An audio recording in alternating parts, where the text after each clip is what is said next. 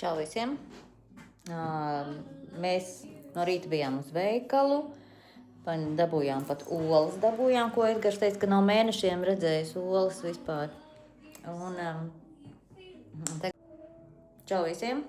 Tagad mēs esam jau pēduši brokastis, mēs dabūjām olas, ko Edgars teica, ka mēnešiem olas nav redzējis. Un Edgars mūs grib aizvest uz vienu rajonu, kur ir Matisa mūzejs. Tad tur esot ļoti skaista katedrāle, un tas ir viens no Jānis Šņauts teka, un tas ir viens no klusākajiem un skaistākajiem rajoniem, un tur ļoti pieklājīga publika dzīvo. Nu tā kā šodien mums maz ekskursija. Lūk, diena ir saulaina un ļoti tāda. Es kaifoju vispār, ļoti kaifīgi.